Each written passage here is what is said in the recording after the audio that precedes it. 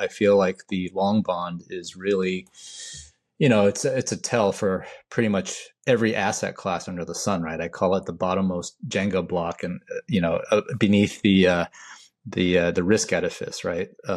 And the fact that I don't have a strong view about whether it's going up or down speaks volumes about how I think the macro has become so confused right now.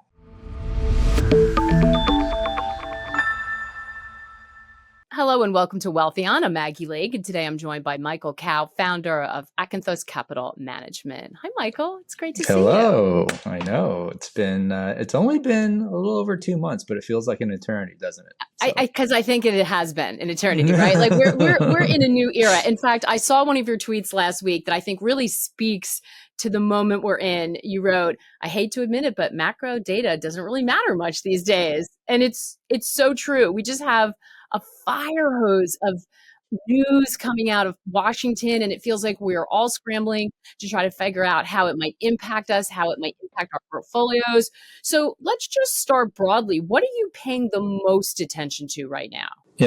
I was literally just thinking about this. I was looking at a chart of the long bond, and I cannot decide whether or not I'm a better buyer or seller of it.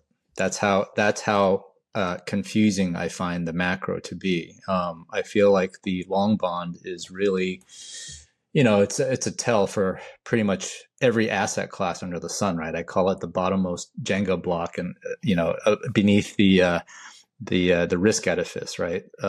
And the fact that I don't have a strong view about whether it's going up or down speaks volumes about how I think the macro has become so confused right now.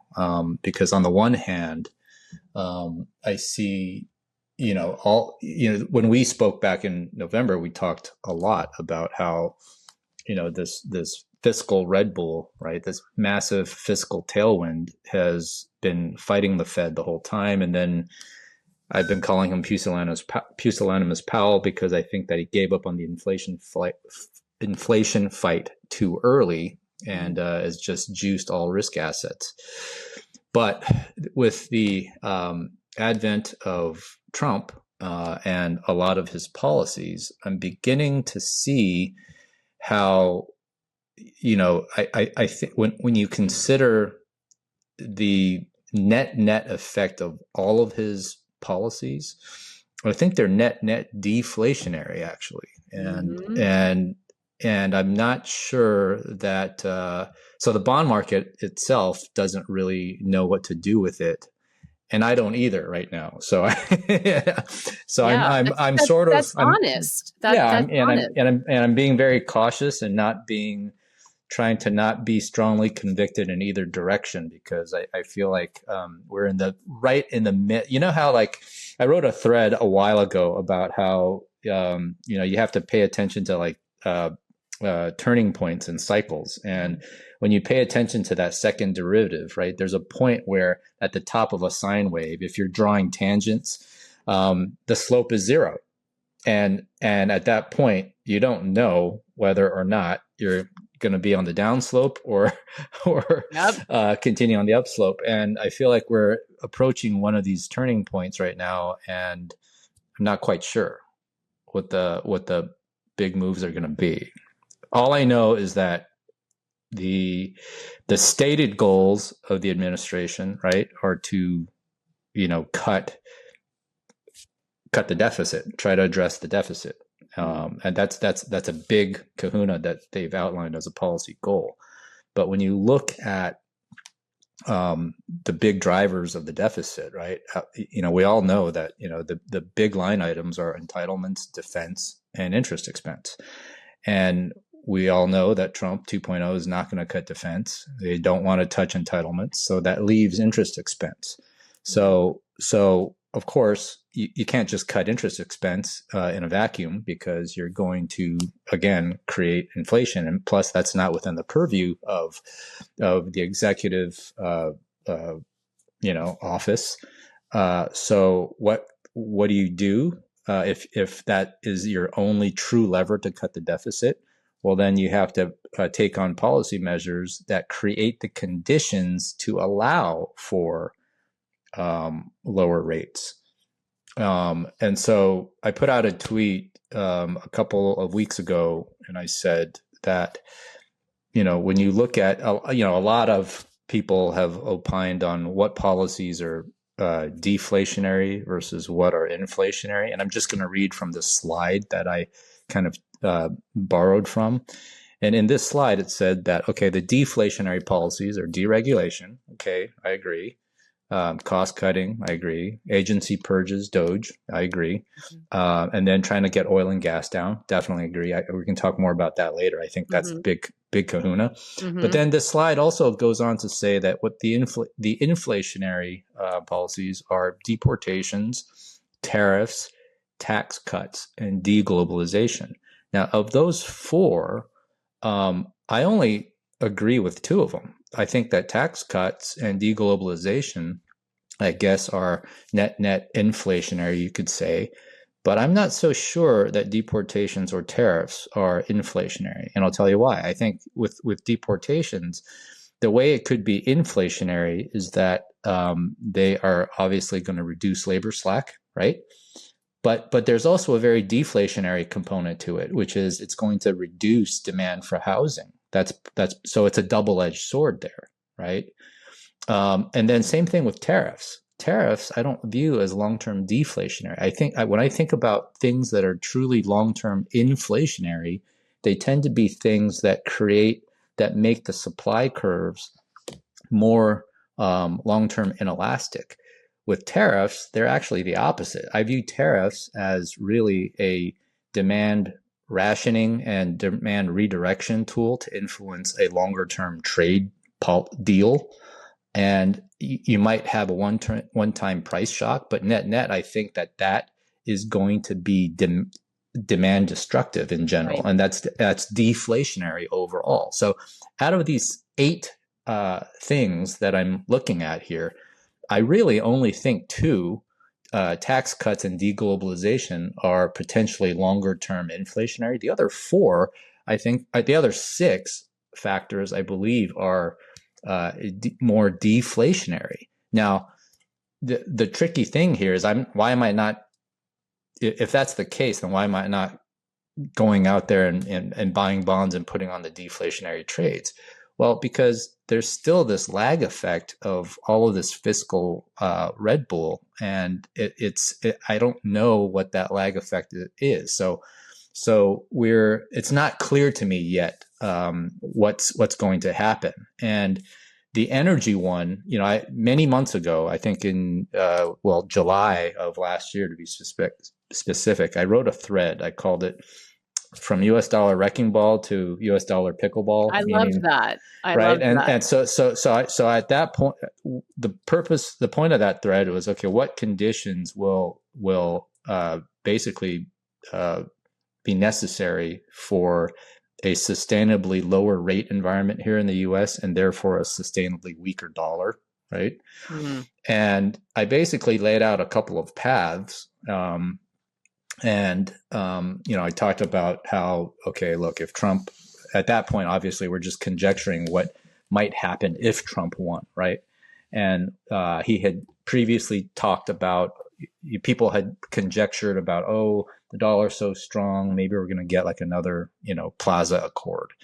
And I poo-pooed that for a number of reasons, but first and foremost, saying that, first of all, it doesn't back then, with the DXY at close to 160 versus now the DXY at like 108. It's just totally, it's not even an apples to apples comparison. And back then, the US was the one that really, really wanted a weaker dollar.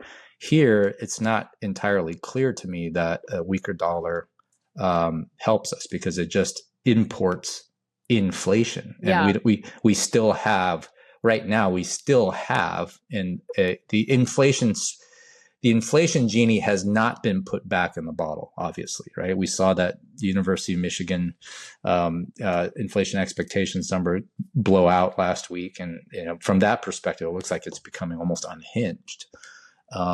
Then my second path in this piece was that, okay, well, a premature pivot would also essentially import inflation and potentially cause a sort of competitive global cutting cycle, that's exactly what happened, right? But then the third path that I outlined was that especially if Trump got elected, he would look to try to lower oil prices. That's always been a huge policy platform of his since Trump 1.0. So drill, baby, drill. Well, it's not even drill, baby, drill, because when you talk about Scott Bessent's 3 threes, right? 3% GDP growth, 3% deficits, and additional 3 million barrels per day. I will tell you that additional 3 million barrels per day ain't coming from U.S. shale. Mm-hmm. I don't think geologically that is possible. I think when most people talk about that and talk platitudes that, if we just deregulated and we can just coax out another 3 million barrels per day, that's just not the case. If you have any questions on how to navigate the current environment, Wealthion can help connect you with a vetted advisor to get a free portfolio review. Just click the link in the description below or head to wealthion.com/free. Well, so here with oil revenues, right? Oil revenues equal price times volume. Okay. And so with Saudi Arabia is the only producer with enough spare capacity to actually make up for lost price with increased volumes. And the reason why, go ahead. I'm going to jump in here for 1 second because I think you just laid out so many interesting things, and I just want to unpack them so people can follow along, because I think that's such a great overview of the kind of complexity that we're dealing with and how much these issues are intertwined with each other. So if I'm understanding what you said, you've kind of laid out a scenario where under Trump, it's possible that we see the US dollar, treasury yields, and oil all substantially lower than they are now. Yeah, I think though that in this same piece that I alluded to, I say that low oil is a necessary but insufficient condition for sustainably lower rates, because there are all these other inflationary pressures. Now the question is whether or not some of these other Trump 2.0 measures provide the other conditions for sustainably lower rates. But right. To and me, I think this is where it's so tricky that it could go either way. So if someone just said to me something so interesting yesterday is, I'm forcing myself to say, what if they get it all right? Meaning, like, what if these pieces fit together in such a way, the 3-3-3, Scott Bessent gets it done, that you can have the desired effect to get all these three. But it's a really tricky road, right? And that's what's so hard, because you've got to imagine other scenarios where there is a problem and the things that you say can go either way, the conditions don't fall into place. So I really think that there is a method to the madness in terms of the different policy levers that are being pulled, and sequencing matters. Just to finish my thought on oil, I mean, oil is the linchpin of everything, I think, in terms of just the root causes of inflation in so many sectors. So why would Saudi Arabia come to the table, especially when Trump rug pulled them in 2018? Okay, because if you remember, I'm going to remind subscribers that in Q4 of 2018, when Trump pulled us out of JCPOA, he promised that he said that there would be no waivers on sanctioned Iranian oil. He got Saudi Arabia to flood the market. And then at the 11th hour, late October, he grants 11 waivers, and basically the price of oil collapsed. And that was brutal, because I lived through that. That was a tough period in the oil market, and totally unexpected.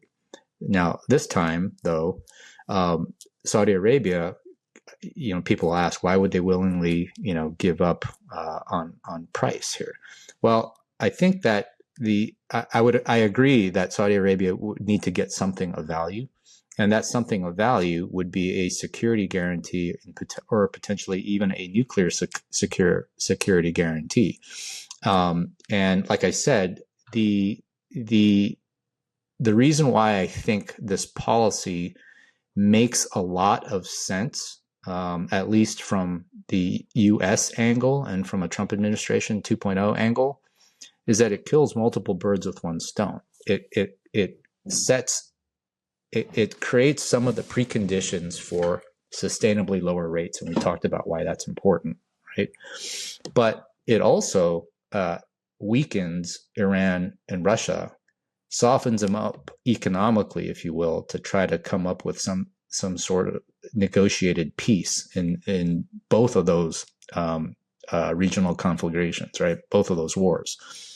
So it makes, and of course, it lowers domestic inflation and allows us to refill the SPR, which is another stated goal of this new energy secretary, right? So I think sequencing matters. I think that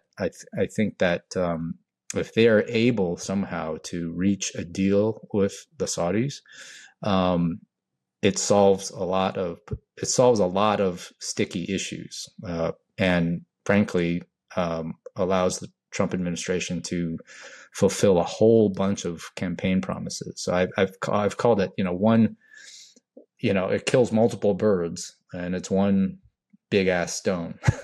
That's great. That's great.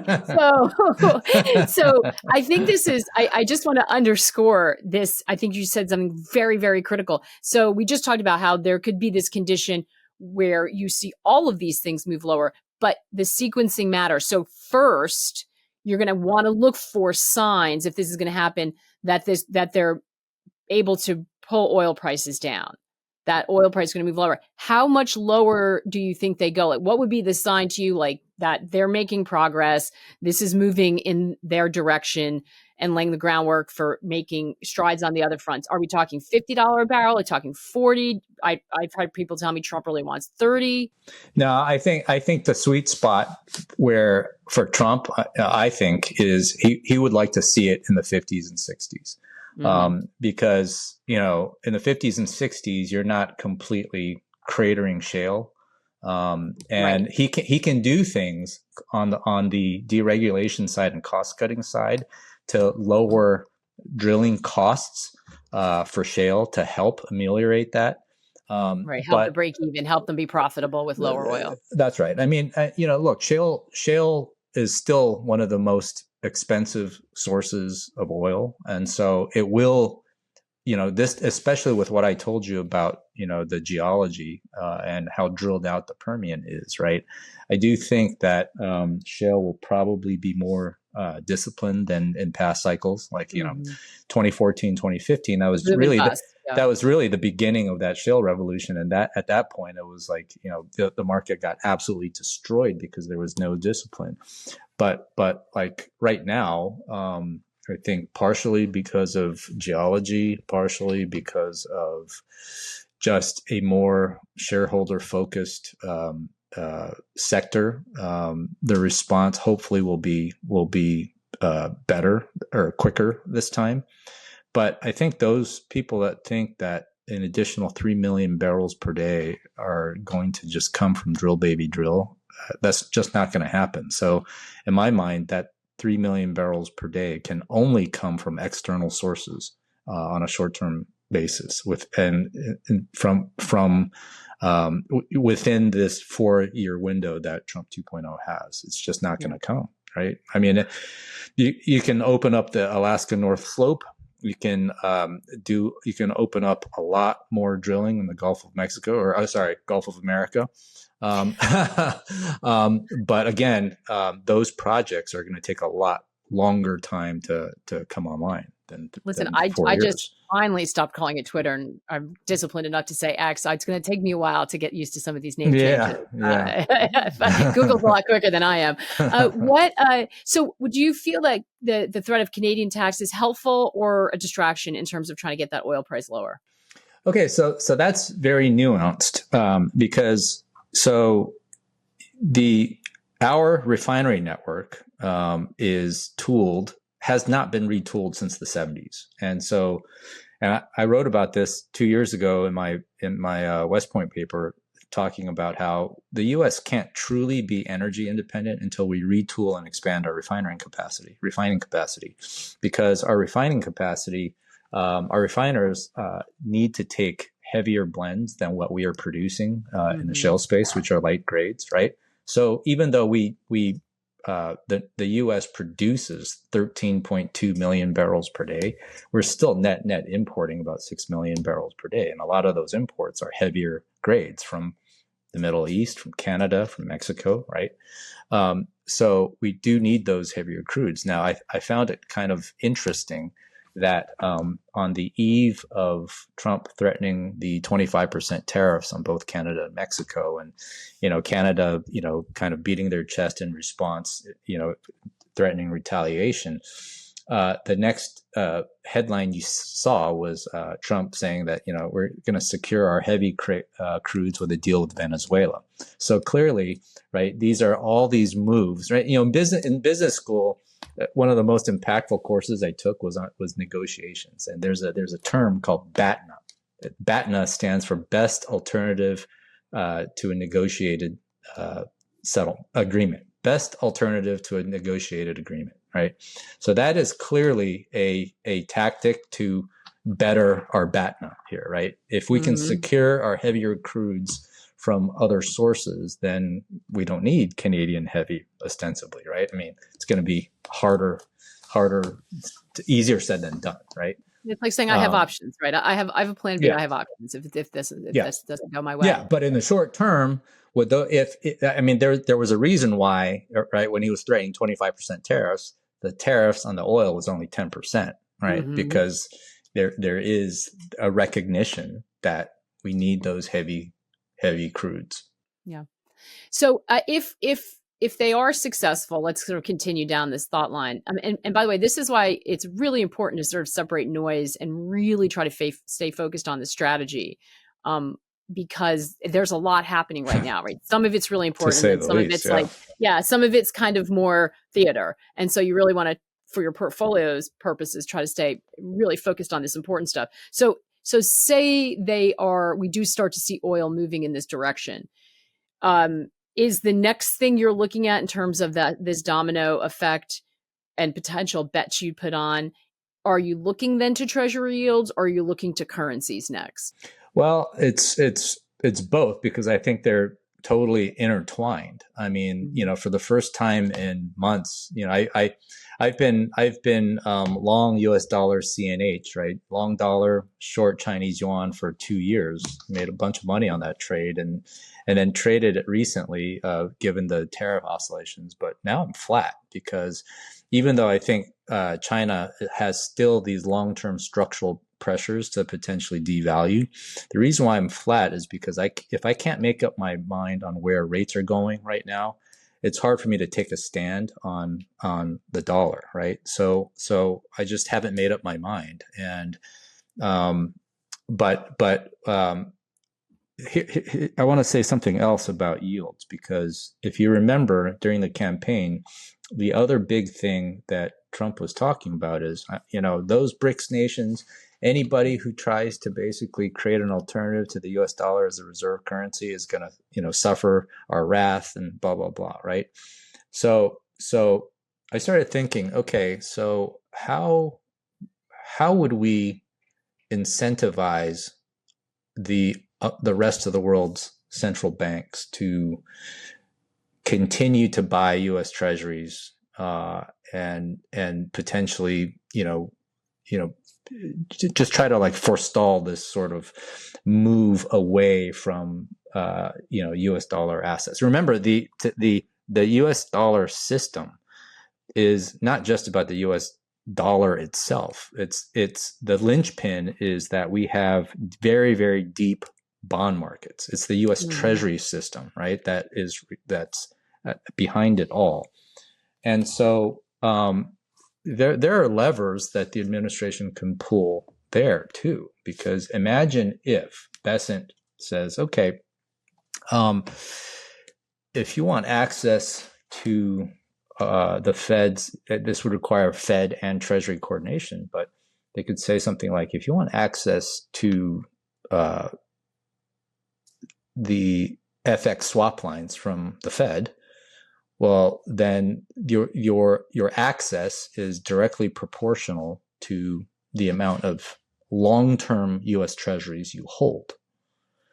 So imagine a lever like that, if they pulled it, right? You would basically create a geopolitical incentive for rest of world's central banks to go out longer on our yield curve.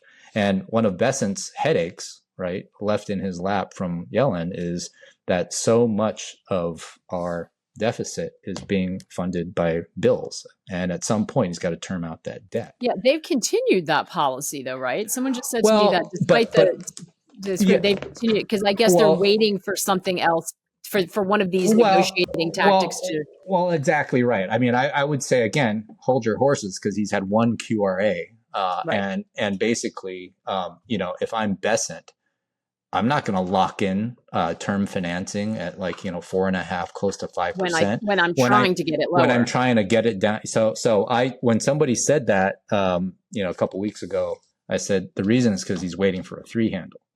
Right. And so that's because it's their goal, not just hoping that it happens, but it's their intended policy. It's just like, okay, if you're waiting to refinance your mortgage and you say that you want to refinance your mortgage, are you gonna refinance it at 7%, or are you gonna wait until it makes more sense? So I think sequencing matters. Right. Michael, if they were to use that lever, though, and say use the swap lines isn't this a sort of further weaponization of the dollar reserve system, just like everyone said when they used SWIFT and the sanctions against Russia? Yeah, and so I'm not necessarily condoning that. I'm just saying that it's a lever that's there. When I went to West Point to present that paper 2 years ago, there was another paper that I thought was interesting that somebody presented about how during World War II, there were levers that were pulled by central banks that essentially greatly incentivized the banking system to hold more long duration treasuries. And that was a lever that has been pulled before. And so I'm just thinking that that's is a form of yield curve control in a way, but not explicit, not in the way that the Bank of Japan has been doing it, where they're just explicitly, owning every JGB under the sun. But you can incentivize the banking sector to do that, to own more treasuries, right?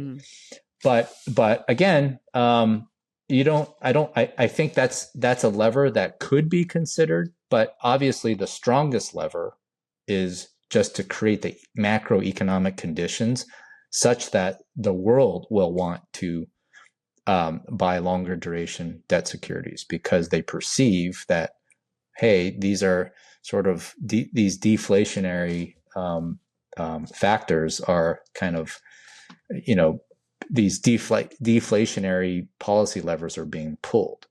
So that's why I'm really watching the bond market and staying confused right now.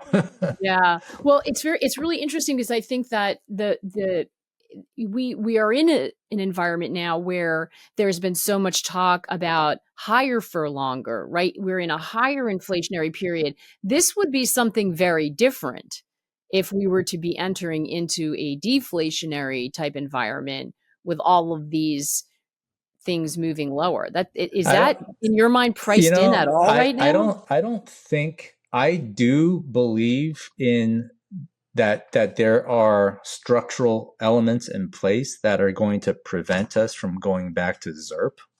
Right. So we're not going back to a zero interest rate environment. But the very popular narrative was that we are in bond yields could go to 10%, that we are in an environment where inflation is going to run super hot because of a lot of these structural things.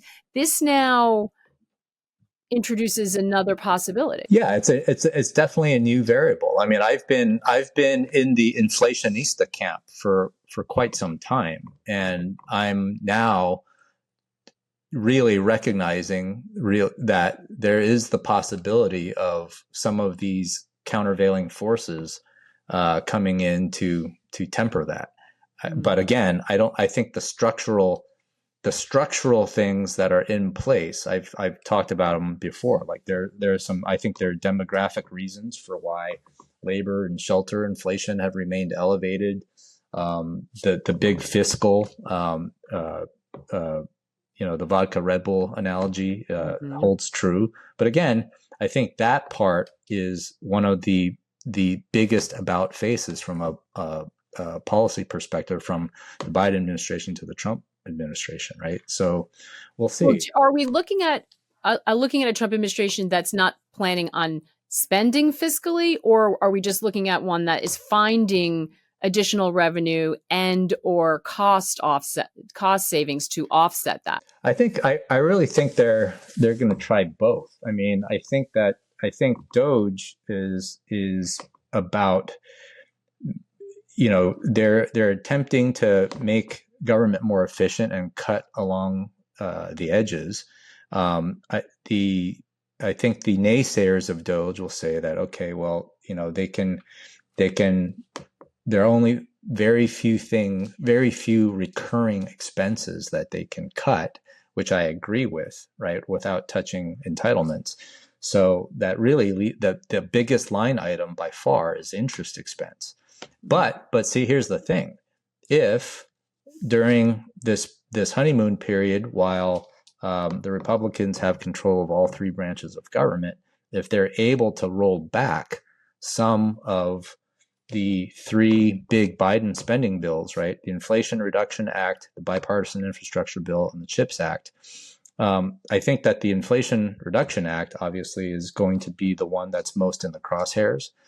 And of course, these expenditures total up to 2.2 trillion of earmarks over 10 years, let's say, right? But the combination of Doge, the combination of some of these other policy levers that we talked about at the beginning of the conversation, and the potential for rolling back some future earmarks, that changes the rhetoric. And changing the rhetoric, and it matters. It matters, right? If the market, if the bond market starts to believe that, hey, the forward trajectory is not going to be as crazy from a profligate spending perspective as we've gotten used to, well, that could put a ceiling on yields. So that's all I'm saying. So, yeah. Right.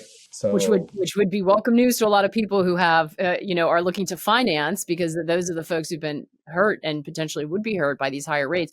What is the knock-on effect of? So we don't know whether this can happen, but we are now in an environment where we have gone from thinking about this being higher for longer and an inflationista camp to maybe we are looking at a scenario, if they sequence and get it right, that you could see oil treasuries and potentially the dollar moving lower. What are the knock-on effects for other markets for that? Because a lot of people who are looking at their portfolio have a lot of equities in it, I'm sure. They're also thinking about, do I need to increase exposure to commodities? If they've got an ETF basket, oil might be in there. So that would be something that they would need to look at. What are the knock-on effects for other asset classes if you have that kind of environment where you see those three very important markets moving lower in terms of yields on the treasury and then price on oil? Well, clearly, current valuations notwithstanding, I think obviously all things equal, right? If you have lower long-term rates, especially long-term rates, I want to emphasize, that tends to be more bullish for longer lived risk assets, right? So whether it's equities, you're already seeing it manifested in gold, right? I feel like gold is one of the tells that maybe that market is sniffing out that there might be a ceiling on yields. But see, gold, you and I talked about this in November too. I Gold, always quote you with this goal. I think you're going to tell me what you're going to say. well, Because I gold, think I mean, gold, gold to me is all, it's a chameleon trade, right? It's at times an inflation hedge, at times a deflation hedge. And I'm not smart enough to know exactly when it's what. So I think what I probably misquote you as saying is I never, gold is a hard one for me because I never know if central banks are going to be buying or selling. that's very, very true. You It's said very, okay, very yeah. true, right? So on the one hand, I could see why you could argue that okay, maybe gold has been rallying because it's foretelling a cap on yields and some of these deflationary pressures. But on the other hand, what could potentially be risks to gold? Well, again, if we have any sort of pressure on trying to keep the dollar, the global reserve, right? Of course, a lot of the BRICS countries that are trying to move away from the dollar system have been diversifying into gold. Right, and that's what's been driving, right? And less treasury, less demand for treasuries. Yeah, so it's a super clouded picture there, and the a lot of these Trump 2.0 directives almost seem they seem contradictory, right? Because on the one hand, we want a strong dollar. We don't want to see the U.S. lose its place as a global reserve currency, blah blah blah. But then on the other hand, we're espousing policies that are potentially deflationary at the edges, and would weaken the dollar. Lots of moving pieces. I mean, I think where it can all make sense in the end is that the sequencing matters. And again, the first order of business right now is to lick inflation, and to get us on a path where we can actually make a dent in the deficit. So I think that's where I'm coming out of all this. I'm thinking, yeah.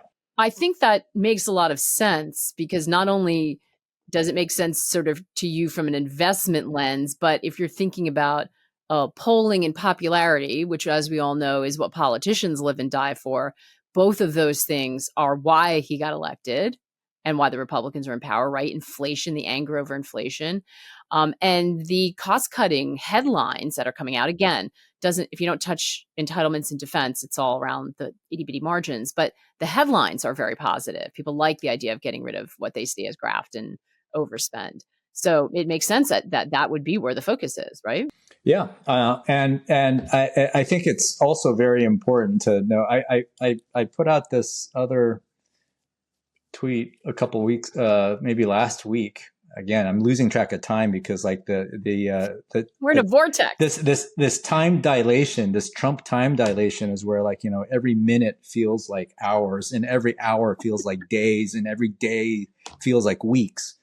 But true. I said that, I viewed Trump from an options lens, right? And I said, you could argue that many of the policies from both sides of the aisle have kind of frog boiled us into this low vol death spiral, right? Just like a low vol blue chip stock sees its moats being eroded away in slow and steady fashion, right? Due to upstarts. And in that scenario, one actually needs a high vol CEO to take some bold and controversial moves to kind of break us out of the so-called innovators dilemma. And I think what we are seeing here with Trump 2.0 is that type of disruption, that type of high vol strategy to try to break us out, to try to break us out of that innovators dilemma at a country level. I think really that is what they're trying to accomplish. That's a great way to think of it. Sort of move fast, break things, but just put lots of things in motion and sort of break out of the stale, as you said, sort of, it's a low vol death spiral, right? It's you can't, and that's the problem with like big, fat and happy companies with franchises to protect, right? They're unable to deal with upstarts because they don't want to cannibalize their existing business. And at the national geopolitical level, it's, we've gotten so bloated from a apparatus perspective that we don't even know how to cut that spending anymore, right? So I think right the ship. Yeah. I mean, I think it's they could pass campaign finance reform, but that'll never happen. So I mean, I think it's important that this Overton window of actually cutting spending is reopened, because it's just that has not been in the rhetoric on either side of the aisle for so long. Yeah. Or so looking for efficacy, right? Like spending on things that get results, as opposed to, that in the way that you would in the private sector. But again, you're right. To point out big companies, that often stops happening as well. There's a lot of waste on measures that are not helping you continue on a growth path. So I think that's really interesting. When that happens, though, in disruption, things can get broken, like things break when you move like that. Oh, yeah. Does the U.S. economy get out of this without going into recession? Yeah, that's the gazillion-dollar question. I mean, certainly Trump is known to pay a lot of attention to the stock market and to markets, right? So the real test of this strategy of pulling these deflationary levers is that if they actually get their wish and start creating these conditions for lower rates, right? And at the end of the day, to cut spending means that you're embracing some measure of austerity. Austerity is almost synonymous with recession, right? So I think that the odds of a recession happening during the next 4 years have increased for sure because of these levers. But again, we will see. That's I guess we'll cross that bridge when we get to it. There's no recession in sight right now. There doesn't seem to be. But if there is I guess it also depends on what that recession looks like, right? If there's recession with also lower inflation and lower interest rates, that feels different than we had booming growth with high inflation and people were really angry. It didn't feel great, right? Not everybody benefited. Do you see a leveling out, Michael, in the type of growth we're having? Because we often have people talking about the K economy, they have and have nots, rolling recession. People have described it to me a million ways, but people with assets benefited. People without assets felt the pain of inflation and were much less well off or feeling well off, even though GDP growth was strong. Do you see a change in that? Is there any change in the makeup of growth in this new era we're entering in? Unfortunately, not really, because so over the last several weeks, I've been doing a deep dive on AI, right? I've been doing these intensive AI workshops, and the point of these workshops is to basically see how real businesses can use them to help their bottom lines, right? And some of the stuff that I'm seeing is just sort of mind-blowing, just in terms of how these small businesses can basically optimize supply chains and immediately reduce headcount. And I'm just thinking to myself, okay, on the one hand, this has the potential to unleash a big productivity miracle, but is it going to exacerbate the wealth divide? Potentially. I mean, for the first time, I've always been a fierce opponent to this notion of universal basic income. Mm-hmm. But I worry that this next AI-led productivity boom will lead to that in certain areas, because I think that so like a friend of mine runs a shoe retailing business, and he's really experienced with how to use AI, and he was showing me how he was actually inputting several million SKUs in training this bot that he created to help him optimize his supply chains. And he was telling me how like his goal, and he fervently believed in this goal, that he thought that he could get his corporate overhead from about essentially 20 people down to one, meaning, and he thinks he can get it done. And I was like, and I believe him, because and if we're looking at a wave when of he's showing me what he's been able to do, my mind was blown away. I mean, I'm just like, wow, that's insane. So I think that's going to present some new societal challenges for sure, because the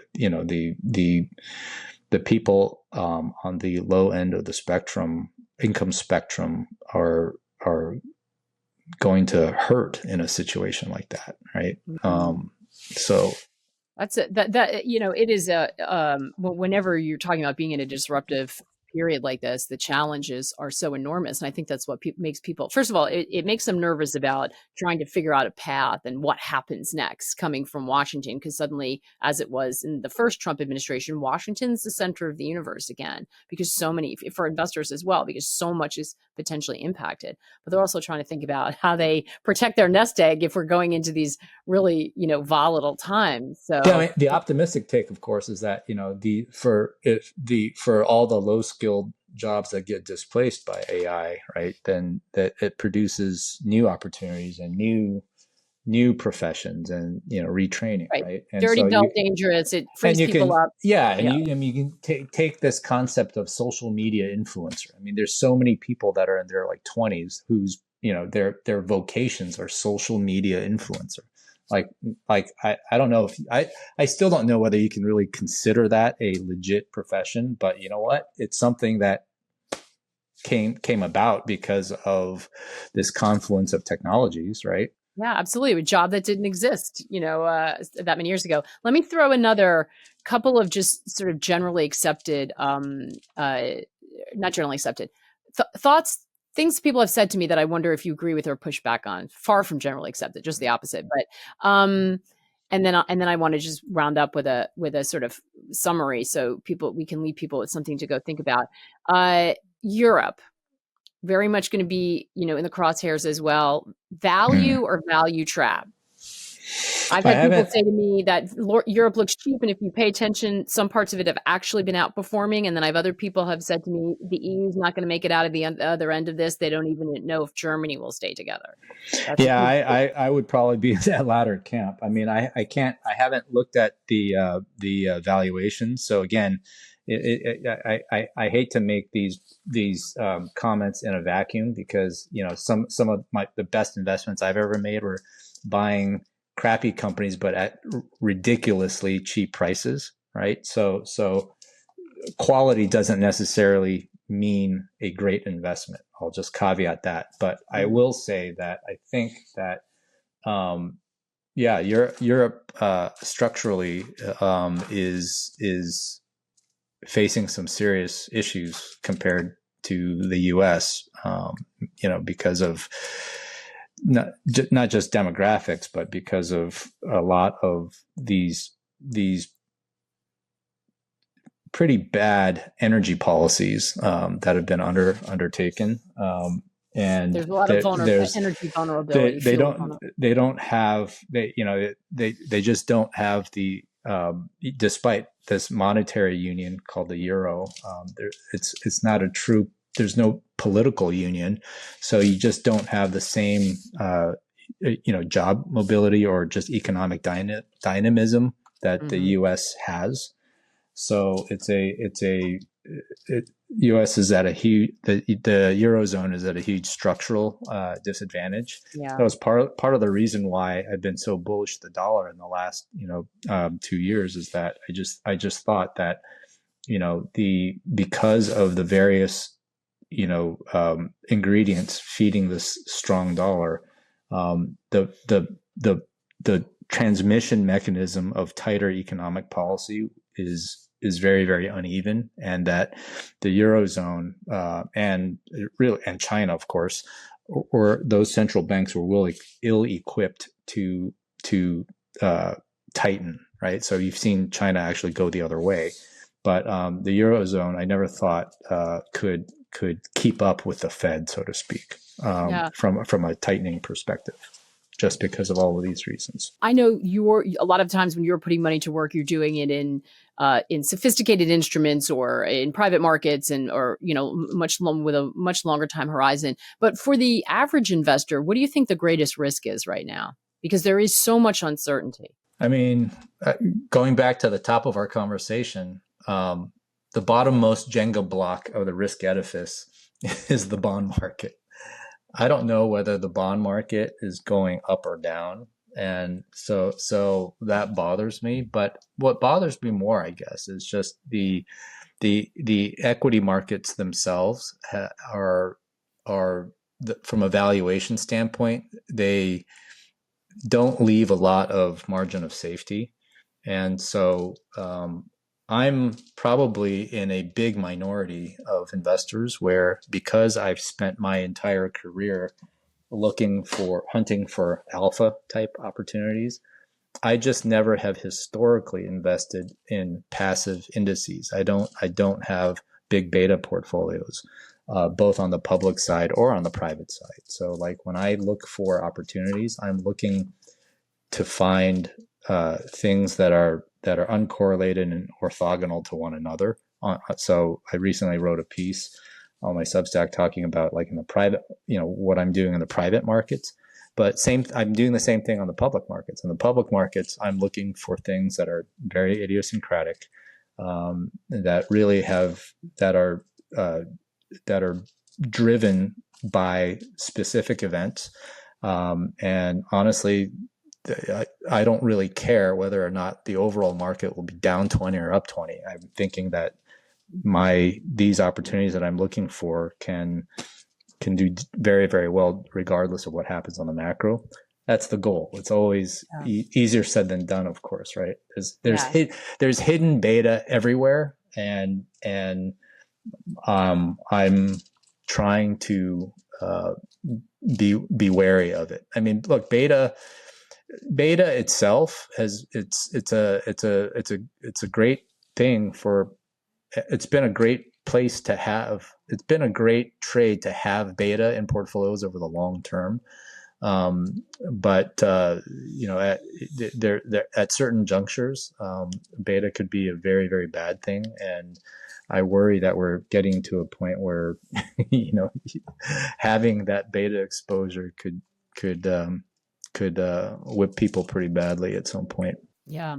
That's why we're having a lot of discussions about what active means, and the fact that you can't just set and forget anymore. You've really got to dig in here and pay attention to what's happening. Did I hear a rumor that you're doing a retreat with a complete blackout of technology? Is that true? I am, actually. So that, I'm leaving on Sunday. I have to say, I have a little bit of trepidation. I did such a retreat in 2016. Okay. And where I had to basically give up my cell phone for a whole week. And that was when I was still running my fund.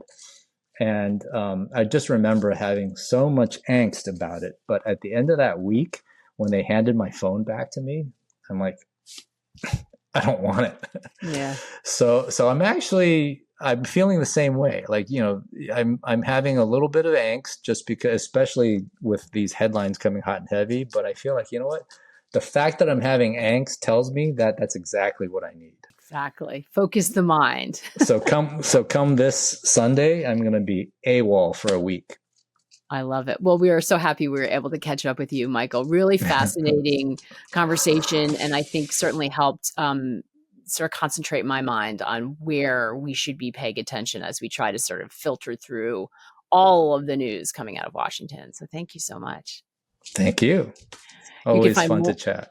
Yeah, and you can find, I know people are going to be asking, you can find more of Michael's analysis on Cowboy Musings on Substack, and I am there as well. Michael, thanks so much, and we'll see you all again soon. Thank you.